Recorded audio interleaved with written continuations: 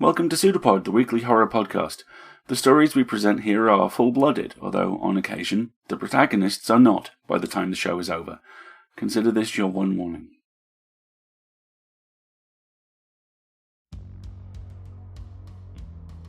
Pseudopod, episode 776, September 24th, 2021.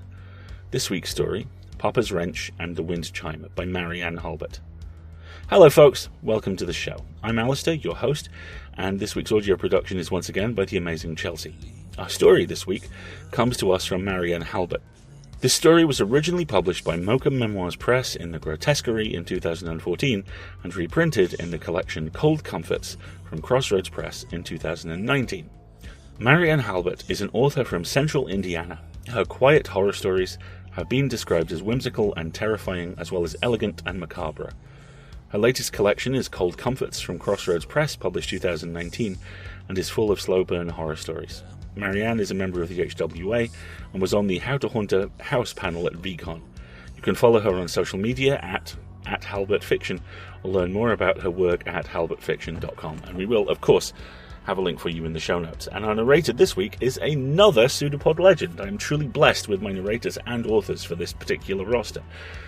Kitty Sarkozy has been with us a little bit less time than Graham and myself, but continues to be not only a fiercely talented author, but a remarkable reader, and one of those people who, again, much like Graham, I'm always delighted to hear, so this is going to be an absolute belter.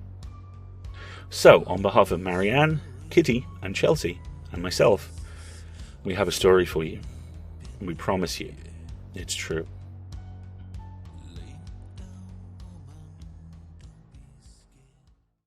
Papa's Wrench and the Windchime by Marianne Halbert, read by Kitty Sarkozy. The patch of fog on the window, expanding and fading with each breath, was the only proof that I was still breathing as the school bus turned the corner. The driver slowed, and the brakes made a squeaking, squealing sound. It reminded me of the mice my brother used to feed to a snake. Of that sound they made before the fangs released the blessed silence. Most of the kids, including me, were sitting two to a seat. We were still a block away and had just passed the dead-end sign when I heard the wind chime. Dainty at first. It always sounded dainty at first, then clanging as the breeze picked up. I knew what hung from the oak tree. We all did. And we knew what was making that sound. Every time we drew near that house, I thought of this old album my mom put on the turntable at Halloween. Sound effects like creaking floors, screeching cats, and the thunderstorm played as a woman with an overly dramatic yet convincing voice described a dilapidated house. It was only mid-September now, but I heard that woman's voice in my head. I looked at the monstrum place. With its drooping gutters, missing shingles, and peeling paint, I mouthed the word dilapidated, and the patch of fog on my window grew again. The bus rolled to a stop. The monstrum kids stood motionless, waiting behind the broken porch banister. They all had a certain look about them, lanky, with long, straight hair that had never seen a barber shop or a beautician's blade. Some said they all wore black eyeshadow on their upper lids, but I was among those convinced the lids themselves were a smoky black. The older ones wore gloves all the time and spoke through practically closed lips. I watched the horde of them descend those warped front steps. In one motion, like a flock of birds, they moved across their overgrown front lawn. Dandelion seeds scattered on the wind, and a few of the monstrum girls blew kisses after them. A shiver ran through me at the thought of those wishes being granted. Gunther, the oldest boy in the group, led the V formation. My gaze moved from the horde to that tree. I studied the weapons dangling from its branches. I looked at those items, watched their numbers grow, even gazed through a set of binoculars as I huddled down in the seat a few years ago. All the usual items were there today. A rusted hacksaw, hunting knives that had been scarred by whatever it was they'd stabbed, tire irons, one of them bent in perpetuity at an awkward angle, 2 long guns with jagged, splintered grooves in the wood, a bayonet, and a tomahawk. Hundreds more. I looked back at the clan. The older ones should have broken off from the group and headed towards their van by now. But they hadn't. Marla leaned in closer to me, gripping my arm. "Jenny, what are they doing?" she said, practically hyperventilating. Her breath smelled like sour milk. Her voice was verging on shrill. "They can't all be riding the bus today. They can't. There are too many of them." I looked at the rusted blue VW bus they usually drove to school. Something was wrong. It was lopsided. I let out a slow breath, fogging the window again. "Flat tire." The weapon wind chime clanged again, and Gunther smirked, revealing just a hint of yellow teeth. One of his younger brothers, a raven-haired boy I didn't recognize, broke from the formation and ran back into the house. The rest of the group had almost reached the bus. I could hear whispers and gasps from my schoolmates. The few kids sitting on their own looked around, eyes frantic. They scattered and found safety sitting with friends. Marla scooched even closer to me. I glanced around and saw 3 empty seats. 3 empty seats for the entire Monstrum clan. It wouldn't be enough. Gunther stepped up and into the school bus. His brown eyes darted around, his brown hair dangling over his shoulders. He stood aside, letting some of his siblings settle into the 3 empty seats, but more were coming. They began to sit with other kids. Twin sisters with matching scarlet gloves and their white blonde hair elaborately braided together took a seat in front of me. Once they were all settled, Gunther sauntered towards us. He sat down next to Marla. She let out a yelp and climbed over the back of the seat. I was all alone as he sat beside me. I squeezed as close to the window as I could. I didn't want to look at those weapons anymore. I didn't want to know how they'd gotten there, how they'd gotten chipped or bent, or what had happened to their original owners. As the bus driver began to make his 3-pointed turn, I stared down at the plastic pink ring on my finger. But a flash from the Monstrum yard caught my eye. One of the twins mumbled, "Eugene's not going to make it." She craned her neck to look out the window, and because her sister was tethered to her via the braid they shared, she craned her neck also. I watched the boy race for the bus, his long black hair flying. He looked so pale, so frail. Kindergarten? 1st grade at the most. The bus had completed the turn and was trundling down the road, but the boy was fast. As we were about to make the turn, the dead-end sign behind us, he pounded twice on the door. The driver cranked the door release, and Eugene Monstrum clambered aboard. He didn't have any books or a backpack, so I couldn't imagine what he'd forgotten that made him run back into the house. The bus accelerated, but he remained steady on his feet. His eyes met mine, and I froze. Not here. Not 2 of them. Please, not 2 of them. Eugene stepped forward. His small chest heaved twice. Whether he was recovering from his sprint for the bus or preparing to challenge his brother, I can't say. But he looked Gunther in the eye. "This seat's taken." Eugene took 2 more deep breaths, and this time it made me think of how animals puff themselves up in anticipation of a challenge. Gunther didn't say anything for a minute. He didn't seem angry. If anything, he seemed puzzled and a bit amused. I could see that smirk of his in the driver's rearview mirror. Eugene had to reach up to put one hand on the back of the seat. That look on his face, his posture, seemed to be saying, "Are you going to make me repeat myself?" Gunther shook his head and stood up. He swept one gloved hand in my direction. "She's all yours, little man." I should have known by the smirk on Carl's face that this was coming. To his credit, he let Papa finish saying grace. He even waited until the plate of pork chops had gone around the table before he started in. "So, I heard the bus ride at school this morning was interesting." I felt my face flush. I kicked my brother into the table, but that only elicited a giggle from him. Papa was tucking his napkin into his collar when he turned to me. His brows were as fiery red as his hair, and he raised them as he casually said, "Oh?" I gritted my teeth, seething at my older brother. "Apparently the Monstrum kids rode the bus this morning," Carl said. Mama shook her head. The Monstrum kids always ride the bus. Those of us on the school board tried to put a stop to it years ago. Then Carl blurted out, "All of them." I watched my mother's face. She held the gravy pitcher in one trembling hand. A blob of gravy plopped onto the white tablecloth, and she didn't even notice. I could see the wheels turning in her head. She knew Carl had gotten a ride to school with his friend Scott. She turned to me in slow motion, almost like she was afraid to look at me, afraid of what she'd see. "Were you there?" She tried to set the gravy boat down, but missed the table and it shattered on the floor. "Did any of them get near you?" She was already rising out of her chair. "Did any of them touch you?" Her voice sounded thick, like she was trying to keep herself from throwing up. Before I understood what was happening, she raced upstairs. The sound of running bath water drowned out her sobs. Now Papa's red brows furrowed as he drummed his fingers on the tablecloth. Carl was shoving cinnamon apples into his mouth and smirking. I felt the need to defend myself, like somehow it was my fault, but all I could offer was, the tire on their van was flat. Mama flew back downstairs and grabbed my hand. A minute later, I stood shivering in the nude, watching the steam rise and waiting for the tub to fill. I heard my parents in the hallway. "I'll just run out there and change the tire." "Stan, no, you'll do no such thing."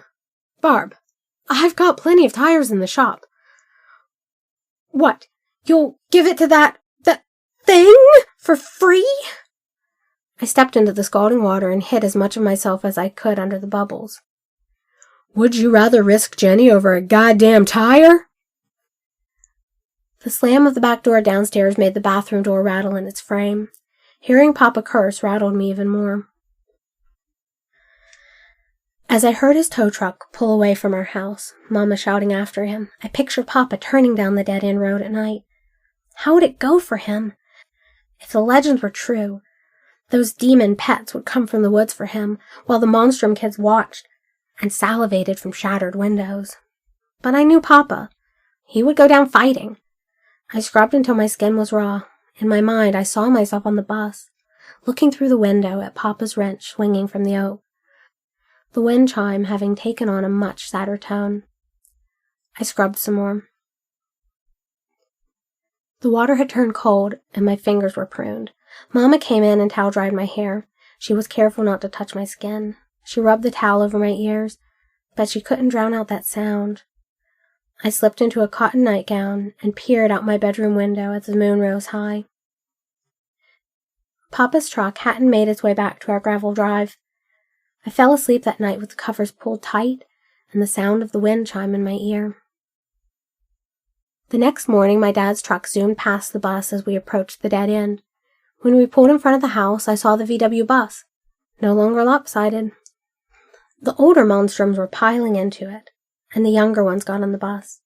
I'd been sitting alone. I guess Marla had decided to share her sour breath with some unfortunate sixth graders. I wasn't surprised. Mama had started painting her nails while I ate breakfast. As the butter melted on my pancake, she apologized for not being able to give me a hug, wet nails and all. I knew as the screen door slammed behind me, I'd be sitting alone on the bus today. Except for Eugene. He didn't hesitate. He sat down like he owned the seat. Things went on like that for weeks. Mama tried to make me catch a ride with Carl and Scott, but there was no way I'd do that. The younger kids in town walked or rode their bikes to school. The bus picked up those of us on the outskirts of the county and dropped us off at the K through 8th, or the high school across the campus. I was in the 8th grade, but Eugene continued to sit with me every day. And for some reason, those blonde twins with their conjoined braid kept riding the bus too, always sitting directly in front of us. I thought Eugene was 5 or 6 that day he dashed back to the house for God knows what. But he grew taller each day. He didn't shove. He didn't tease. He didn't talk about gross things boys generally talked about. In fact, he never talked at all. But he moved to the aisle and waited for me to exit first. With one look on the second day, he got every kid on the bus waiting for me to exit first. It always seemed like Eugene's irises were looking ahead. but a second set behind them darted to the side for a split second if someone on the bus laughed or squealed or cried. Like he had one set of eyes to show to the world, and another he used to watch it. Sometimes when I giggled at my science teacher or skinned my knee in gym, even if he wasn't in the same room, I felt those second irises were trying to fix on me. And on those rare occasions when I saw it, I couldn't tell if he was responding to emotion or trying to understand it. I don't know how he got home in the afternoons. The twins rode the bus home, but I sat alone. I slid into our seat, and occasionally a surprise awaited me. A penny flattened by the 740 on the tracks. Half of a robin's egg that he had to have kept since last spring, since before he'd even known me. A round dandelion weed with fluffy dreams just waiting to be blown into the wind. I'd tuck these treasures into a shoebox under my bed, slide into my cotton nightgown, and look out my window. Papa's truck was there in the moonlight, and his body roamed this house, but he'd never really come home after that night. Sometimes at dawn, a barred owl would blend into the tree outside my window, its eyes watching me no matter which way I turned. Mama had stopped making excuses. We both knew hugs had gone by the wayside. I'd climb onto the bus. I'd fiddle with my pink plastic ring and pretend Eugene wasn't there. Pale as a ghost, silent as a grave, you'd almost think he wasn't. Except he was more there, more present, more aware than anyone I'd ever known. The only time I saw him at school was in the cafeteria. The Monstrum kids sat at their own lunch table under the Class of 72 homecoming banner. Apparently they all had a food allergy. They brought sack lunches, but held the bags so close to their mouths. No one really knew what made those paper bags squirm. One morning, the bus bounced over a rut, and a drop of blood fell from Eugene's mouth onto his jeans. "You're bleeding," I said. I heard the same concern in my voice my mom used to express for me. He used his tongue to gingerly wiggle a tooth. Tears began to well in his eyes. I'd never seen him look frightened. That second set of irises darted about, terrified. I tried to reassure him. "It's going to fall out. We all lose our baby teeth. It doesn't hurt." The twins turned around all the way to face us. "Jenny, that's so cute." One licked her lips, and the other traced one gloved finger over hers. Then they said in unison, their crystal blue eyes mocking me, "It doesn't hurt to woo's itty-bitty baby teeth." When they finished laughing, one said, "He's not afraid of the pain. Believe us, it hurts. But it's not teeth waiting to descend from his gums." They rested their chins on the back of the seat between us and parted their lips ever so slightly. They waited until the bus was screeching to a halt to spring their jaws open so it would mask the sound of my scream. In early November, for 2 weeks, Scott's mom called him in sick. Only we all knew the only kind of sick he had was waiting it out at juvie, while Widow Hanks decided whether or not to press charges over her broken bay window and missing silver candlesticks. Without a ride to school, Carl was forced to walk the mile to our bus stop with me. "Don't go thinking I'm going to sit with you." I stopped, drawing a cold November wind into my lungs. No one sat with me. No one but Eugene. The thought that my brother didn't realize what was still going on was both a relief and a terror. "You know how those weapons got there, don't you?" he said. I remained silent. I'd heard the stories. We stopped at the crossroads. The whistle of the 740 carried through the woods. I pulled my red wool hat down tighter over my ears. "No one ever killed a monstrum. Not for lack of trying, but any weapon that strikes a blow will be taken as a warning, and the person who attacked them is never seen again." Carl said this with the smug arrogance of a man who knew it to his core. I turned away, but he droned on. "Papa's been warning me since I could walk. Their mama, she's a witch, or a siren, something like that. Turn every good man bad. No doubt, the moms got the dominant genes. Sure, they get the texture of their hair, the shape of their teeth, and their ungodly claws from their mother's side of the family. But have you ever noticed how that one's bushy unibrow looks just like Mr. Danner from the bank? He went out there in his Cadillac on a spring morning to foreclose on the house. 6 years later, they're still living in the house, and the kid's in middle school. And how about those twins? No one has eyes that blue and hair that white except for Parson Barkley. 9 years ago, he went there to consecrate the ground. And those girls look 17 if they look a day. I remembered the momentary glimpse those girls had shown me. Not wanting to harm me, just making sure I understood what was happening to Eugene, and that it would hurt. I saw the puff of smoke over Gruber Hill and knew the bus would be here within a minute. The bus was as faithful as the train. I couldn't stand the thought of Carl seeing Eugene sit down with me. That look in my mother's eyes, or another shattered gravy boat. What caused my breakfast to rise in my throat was the thought of a fight breaking out between the two of them. What made me turn my red plastic boots and walk the train tracks to school was the realization that I'd be rooting for Eugene. A cold snap grabbed us just before school let out for the holidays, and Papa made sure I bundled up. I'd pulled off my gloves and scarf and was putting them away in my locker when I overheard the 5th graders.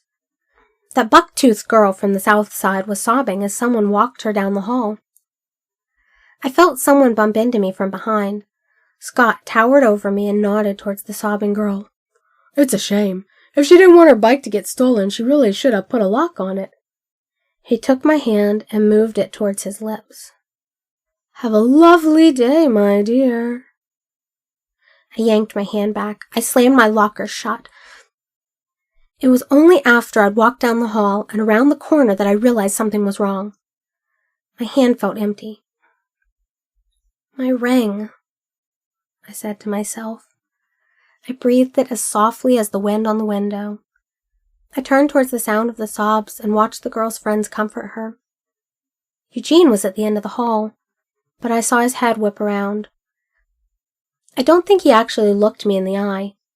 I think his gaze traced the tear as it ran down my cheek. Between 3rd and 4th period, I stopped by my locker. The ring hung from the padlock. I put it on. I looked for Eugene in the gym. I looked for him in the cafeteria and in the hallways. It was only as I peered out my window that night and saw the owl take flight that I realized something. Eugene's hands that morning on the bus. It was the first time I'd seen him wear gloves. Somehow I knew the cold couldn't touch him. He was changing. We'd been back at school for over a week in January when the teacher asked me to take Eugene's homework to him. He hadn't shown up in school after the break. I started to ask why she didn't just give it to one of his siblings, but then she began stuttering, and I took the folder. I got off the bus past the dead end, aware of the eyes that watched me, my red boots crunching over the snow as I passed beneath the wind chime. I walked up the creaky steps. The screen door was closed, but the main door was opened. Clearly, the cold didn't hurt them. I knocked. Mother Malmstrom came to the door, one hand on her belly.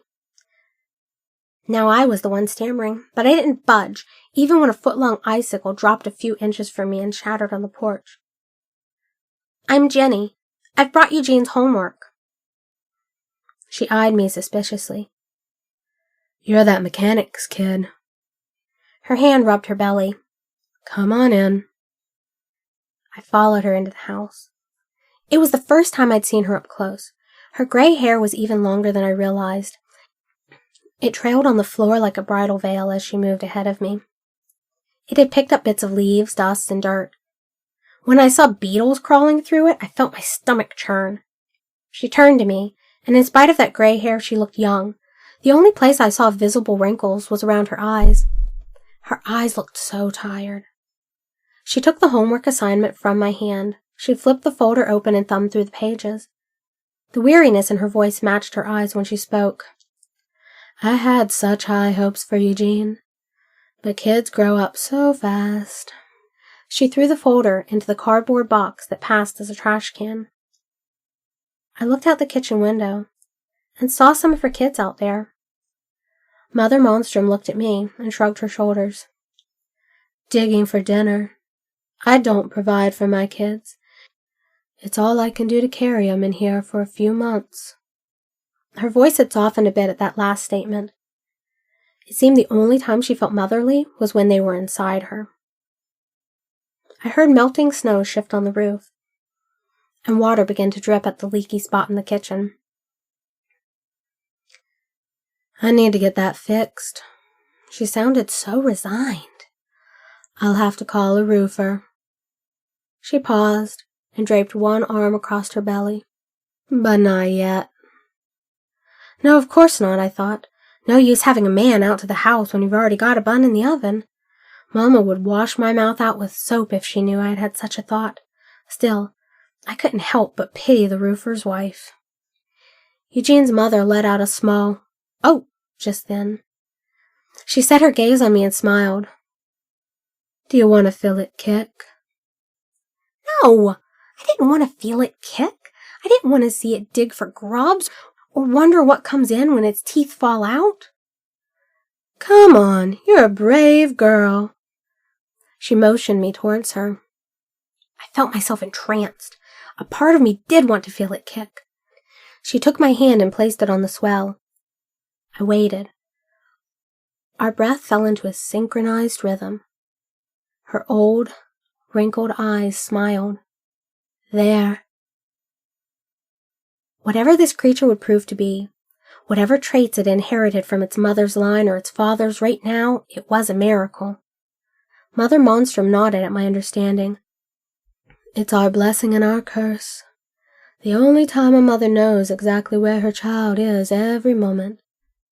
When they move. These months. After that, you do the best you can, a roof over their heads. But you have so little control. Through the warped window, I could see the shapes of her other children, gathering their dinner. That day, I said, the first day Eugene rode the bus, what did he come back for? A hug. From me. His first day of school. I can't give them affection. Whatever warmth passes between us goes from them to me. I'm not a warm creature. I soak it up from whatever's around me. Eugene, he said more with his eyes than scores of my kids have said with their lips. I've never heard Eugene speak. According to Gunther, he did say 3 words once. She paused. In fact, it was that same day. He wanted that hug, that warmth passing between us, because in the passing of an afternoon either of us might change, and he'd never feel it again. He wanted to remember, so that once he matured, there would still be a part of him, somewhere inside, that remembered what love's touch felt like. She sounded melancholy as the melting snow dripped onto her cracked linoleum. But I'm not a hugger. A brown tear welled up in her eyes, but she brushed it away. He never got what he deserved. My twins teased him about someone he wanted to hold hands with. Someone he'd given a ring to. But it's too late. He's gone to the woods now. She grimaced and grabbed her belly. Something warm and wet ran down her leg.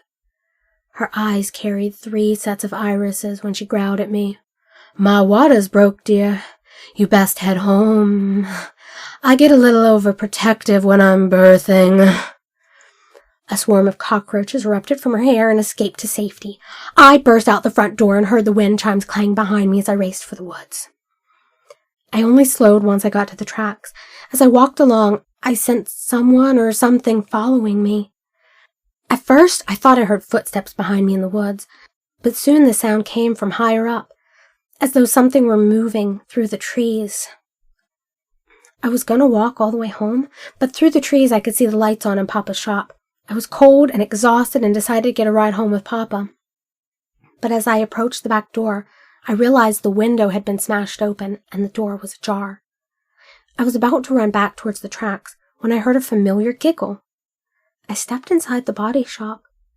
Carl stood there while his friend Scott loaded car batteries and tools into his car trunk. "You can't do that," I said. Scott dropped something on his foot and cursed at me. Carl's head whipped towards me, and he immediately slumped his shoulders in defeat. He turned to Scott. "Man, it's over. Put it back." Scott shook his head. "No way. You know how much green this stuff will catch in Peoria. No effing way." Scott looked around and found a weapon of opportunity. Papa's wrench. He hefted it in his hands, and a grin spread across his face. I hated my brother. But to his credit, he stood up for me. "Dude, it's over." When Scott took a step towards me, Carl stepped between us. "Not worth it, man. That's my sister." Scott used his practice swing on my brother. I heard a sick crunching sound as Carl's collarbone shattered and he dropped to the floor of the garage. A 61 DeSoto sat nearby. It was on the lift dock, but on the floor. I hit the switch and scrambled into the car. When Scott realized what I was doing, he swung the wrench at the car, but I continued to ascend. On the backswing, he smacked the chain of the bulb that began swinging wildly, casting dizzying shadows throughout the shop. I peered out the window and realized something else had come into the garage. A shadow. As the light bulb swung, I saw enormous wings. Scott swung the wrench, but claws grabbed it and snatched it away. Scott began screaming and kicking. He never realized his fatal mistake. I don't know what happened to the rest of Scott's body, and I don't want to know. Maybe it was given a proper burial. Maybe it was scattered over the grubs, and was the accompaniment to the Monstrum kids' next meal. But I know what happened to his foot.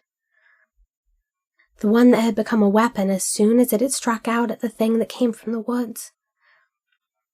My brother had to take the bus to school. He was afraid of me now, but sat beside me. I know he saw Papa's wrench hanging from the wind chimes as clearly as I did, right next to that booted foot and ragged calf dangling from black laces. Some of the kids wondered why Sheriff Graham didn't do anything about it, but I remember that time he tried to serve a warrant to the old lady for back taxes. I saw the similarity between his cleft chin and Gunther's. I knew why he ignored what hung from that tree. It was that spring when I first saw the girl, the new runt in the V formation. Some of her siblings took after their fathers, and some went to the woods. I don't know which she would eventually favor. I saw her red hair. The red hair my mother always wished my brother and I would have inherited from our father. She paused in the yard for a moment, but then continued towards the bus. Gunther was nowhere to be seen. The twins held the keys and strode towards the VW, but glanced my way and gave a nod. The girl was hesitant when she stepped into the aisle. There didn't seem to be a place for her, but I would make a place for her. I would leave my pink plastic ring on her padlock. When her eyes saw too much and the growing pain set in, I would tell her not to be afraid. I would hold her hand so she'd never forget. And if she went to the woods, I would walk the tracks just to keep her shadow company. I turned to my brother and asked him to move. I'm pretty sure a second set of irises flickered when I said, "This seat's taken."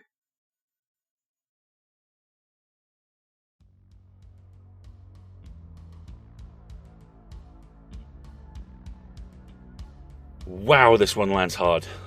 We've talked before, and no doubt will again, about the sort of trauma that small towns just kind of shrug and look the other way from. Port St. Mary, where I finished growing up the first time, is about as good or bad an example as you care to name. Were we to go there, firstly, we could probably safely invade small amounts of the Isle of Man, given how many of us there are, and secondly, I could tell you the places kids told teachers they were sleeping, rather than going home. They weren't that far from the houses of the kids who were shunned because they'd done something awful, or because they looked different, or because they'd lied about doing something awful to stand out, because they were 15 and idiots and they had to do something. Every small town is different. but every small town is the same. It's that contradictory polarity, that ethical hypocrisy in which so much truly great horror lies, and this, for me, is truly great horror. The terrifying image of the tree with the weapons, and how what it truly is the exact opposite of what we first suspect, and somehow much worse for that, will stay with me for some time. That constant surprise is the heart of the story here, that crucible filled with the impossible pressure of hormones, expectation, and terror. Every kid wants to be okay. Every kid wants to both fit in and be exceptional, and the children of the witch are both, and neither. What I love about this is that the story's metafictional trajectory tracks absolutely onto this. They start off as pseudo-Addams Family local weirdos and finish as deeply tragic, endlessly mutable figures who transcend their tropes as rapidly as some of them transcend their apparent species. The kids aren't alright, but man, they're trying to be. The adults aren't so lucky. This almost treads similar ground to The Priest in Dan Field's excellent Vanity from a couple of weeks ago. Everyone knows the shape of the house the witch lives in, the shadow she casts. Every now and then, someone is stupid enough to confront her, and every time it ends badly. So they go back to keeping their heads down and hoping their children aren't in too much danger, because if they are, they'd have to do something, and if they do something, they'd have to admit just how little they can do. So instead they simmer. They lash out and they pay the price for it, and every time they do, another child with familiar features and no time at all for this world and its hypocrisy is created. Yeah. No thematic resonance for 2021 at all there. This is a brilliant piece of fiction. Angry, hopeful, brutal, not quite romantic, but certainly not unaware of it. A small town that could be anywhere, even as it's a small town unique in its oppression. Good luck, kids. And thanks to the amazing Marianne, Kitty, and Chelsea. We're now paying associate editors, who are slush readers and the first line of contact for every magazine. They are the unsung heroes of the industry, and it was time we started singing them. We're currently paying all 4 shows associate editors to reduce rate, because we aren't quite at the target donation yet, but it was time to get this done. So, we still need your help, and not just with this. You folks pay for literally everything. Stories, staff, tech. You make all of this happen. So thank you to those of you who do donate, and if you want to help, there are actually 2 ways that you can. The first is time. That's really easy. Did you like the story? Tweet a link to it, write a blog post, leave a review on your favourite podcatcher, all of that kind of stuff. It massively helps with our discoverability, and that massively helps with getting us in front of more people, and that's a good thing. If you want to donate money, literally the only thing that helps more than time, by the way, you can subscribe and get free audio goodies galore from as little as $5 a month through either Patreon or PayPal. And also, if you have Amazon Prime and 5 minutes, you can actually support us with $5 a month through that for free. Go to escapeartist.net/Twitch and find out more. It is a little bit of a faff, but it is worth it. We'll be back next week with Flash in the Borderlands 58, Graveyard Smash, featuring fiction by Margaret Sinclair, Gigi Pendarves, and Michael Kelly, with narrations by Simon Meddings, Jimmy Horrors, and David Dark. I'll be hosting. Marty will be producing, and we'll see you then, when, as now, the show will be a production of Escape Artists Inc. and released under a Creative Commons Attribution, Non-Commercial, No Derivatives license. And our closing quote this week really could only come from Changes by David Bowie. And these children that you spit upon as they try to change their worlds are immune to your consultations. They're quite aware of what they're going through. See you next week, folks.